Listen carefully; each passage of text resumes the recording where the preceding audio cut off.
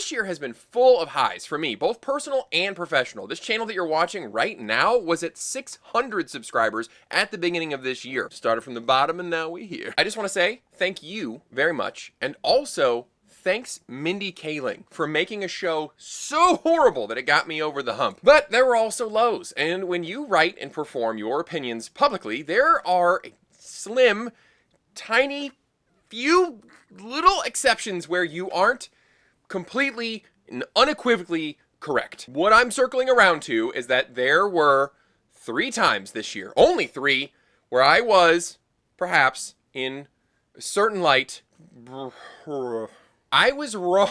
Okay, I'll just say it really fast. I was wrong. I can do this. I'm a man. Just say wrong. Look at that. I just said it right there. Wrong. Easy. I can say it all day long. This year, I was wrong. Nailed it. We made fun of a lot of people and things this year. So let's take a brief moment to make fun of me. Because I am, Tom, how would you describe me? That is both hurtful and accurate. Listen, you're wrong if you don't hit the like button. I'm sacrificing my whole dignity. Please just hit the button. So let's talk for a second, because that wasn't Tom York, was it? No, and a lot of people have wondered, Greg, why do you use so much R&B and hip-hop in your videos? Do you have a black card? Yes, I do. I've been invited to cookouts in the comments.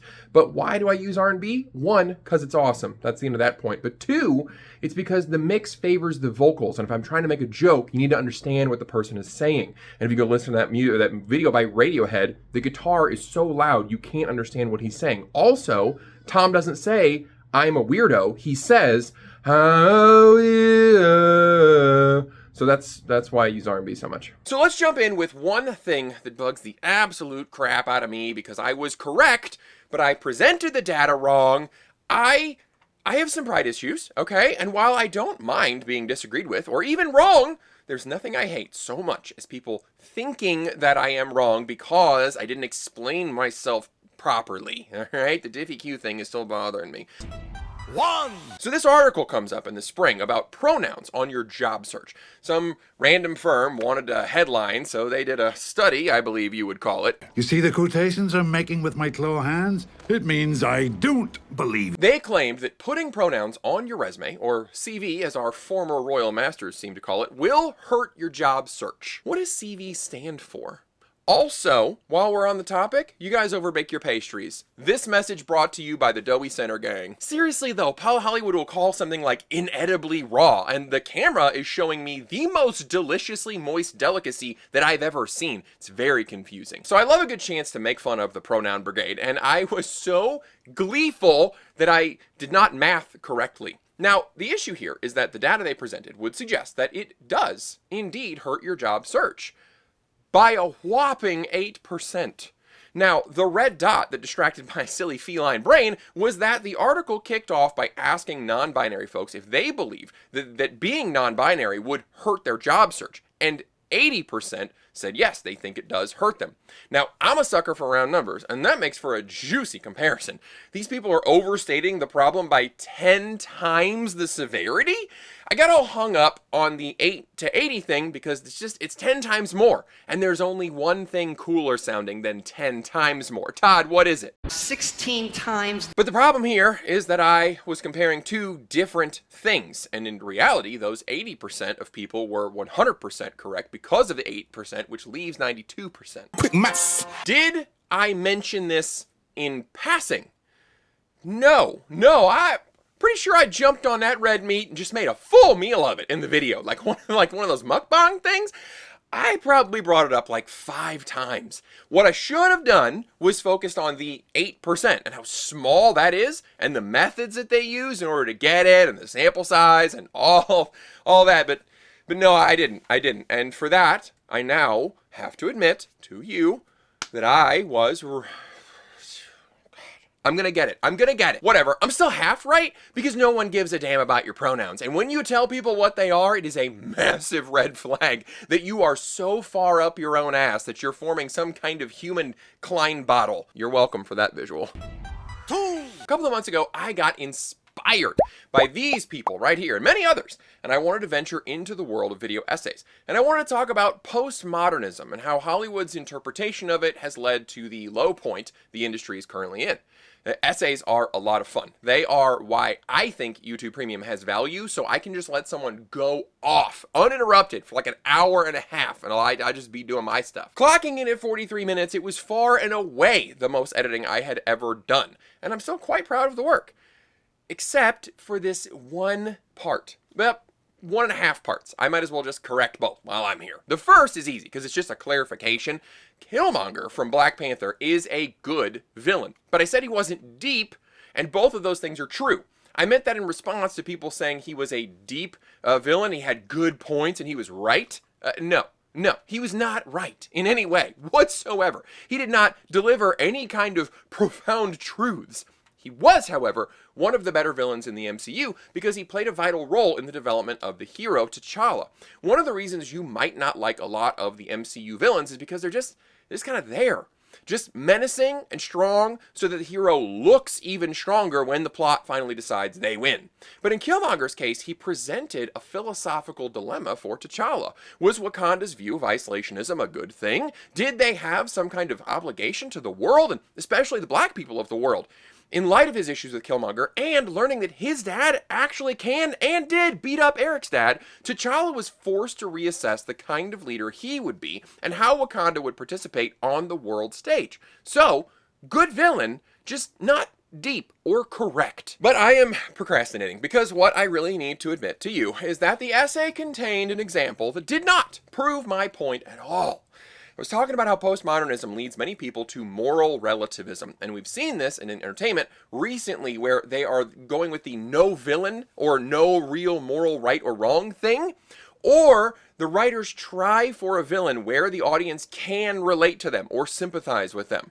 I went with Encanto because Disney has been into flirting with ditching their classical style of having a real bad guy. Just for a minute, I don't know how to say it because my Midwestern whiteness wants to say Encanto because I don't want to be that guy who goes out for Mexican and says to the waiter like, yes, I'm going to go ahead and have the chicken quesadilla, and also if you wouldn't mind getting me a side of guacamole, thank you very much. Or the guy like you're talking about politics and he brings up Pakistan.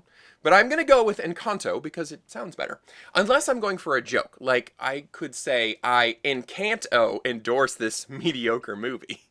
I'm going to workshop that. So Encanto did not have a villain, but it did have an antagonist, and it did have a conflict. There was a clear moral idea, even if I think it was clumsily executed. I'm not changing my mind about that, by the way. I think that movie is overrated. And you know what else? While we're here, I'm just going to say it. Frozen is overrated. Move this man! I said what I said. The plot is goofy, and I might be in the minority, and I am okay with that. I don't get what everyone loves about Frozen. Yeah, I just gotta be honest, I don't know what the big deal is. Get out. Anyway, Encanto didn't prove the point that I was attempting to make. So there, I regret that one. Some people try to convince me why it was great, and I appreciate the comments and the different perspectives, but I'm going to continue to respectfully disagree. But that's okay, because we can all still agree the soundtrack is outstanding. 3. However, the third and biggest mistake of the year is something that did actually change my mind. I'm serious about this. I try to stay open and receptive, and that's very hard because I am so incredibly right so often. It's difficult, but this one got me. In the spring, I was doing a video on the New Avengers, and that video, by the way, was the birth of the term MC Uterus, which I'm leaning into. I'm claiming that as my own original creation, and I will gladly put it head-to-head in a Beyblade battle with MCU. Bring it, Gary! So I was talking about how all the new versions of the original 6 heroes have no personality, and they just inherited the mantle and powers from their predecessors. And I was going along, and I came to Kate Bishop, new Hawkeye. Now, there are 6 Avengers, and I think of all the replacements in the bunch, Yelena has the best chance of being an interesting character that the audience will like, and most importantly, my argument sounds a lot better if it's 5 out of 6 that are bad instead of 4 out of 6. However, 4 out of 6 reduces to 2 out of 3. Quick maths! Meatloaf, what do we know about that? 2 out of 3, baby. So I wasn't a huge fan of Kate or Clint, and their team up didn't wow me either. So I lumped them with the rest of the crap like Ironheart and She-Hulk. I also learned a valuable lesson about filming and talking about a poll when the poll hasn't happened yet. Pro tip, don't ever do that. Mostly I thought Kate just wasn't great, and she was taking over for the least interesting Avenger, Hawkeye, and some Hawkeye fans had strong feelings. Now, at first I thought, okay, look, everybody knows he's 6th place, okay? And they want to be cool and edgy and overcompensate by claiming to love the guy that nobody really cares about, right? These are Linux users, okay? And I still kind of think that some of what I saw was overcompensation, but I also saw some great reasoning as to why I should give Clint and Kate both a second look, and I read them, as I do every comment. There were some solid points about Clint being special because he was the average guy who just had a bow. He gave that speech to Wanda. It was really great. He knew he wasn't a billionaire with a mech suit or a super soldier or a literal god with lightning powers, but he still had the bravery and courage to face down an actual alien invasion and do what he could. Basically, he's Sokka, just without as much development. He really got the short end of the growth arc stick. And yeah, they did put a little effort into him at the very end. His time as Ronin was an interesting exploration of his response to grief. And then in the show, they explored his survivor guilt and PTSD, which was a serious topic that was sorely needed, especially as the MCU was nosediving into straight up comedy territory. So, I'm convinced. While he still ranks in the lower half of the original 6 for me, Clint is not the bland 2D guy that I made him out to be. I was wrong. I did it. And while I'm still not a big fan of Kate yet, they did try to put more effort into her than the other replacements. They showed why she wanted to be Hawkeye and the years of practice and progression she had instead of just handing her the powers and making her crap all over Clint. He got a really good handoff, and she didn't get points against her for doing some kind of She-Hulk, I have it worse than you and I know better speech. It's just a shame that it's buried in a show that only a fraction of the audience saw. So, there are now 3 categories of new Avengers. The 4 crappy ones, Yelena, which is my favorite, and now Kate, who is kind of like the laundry spot in your room that isn't fresh enough to hang up, but also isn't really ready for the wash. Kate is currently on the halfway chair. Yes, you have one. We all have one. Okay, well, those were the only 3 times that I was not entirely correct this year. I hope you enjoyed this video because I hated every second of this. So fortunately, I'm going to go back to being 100% correct about everything in the next video. Thanks for watching, and I'll see you next time.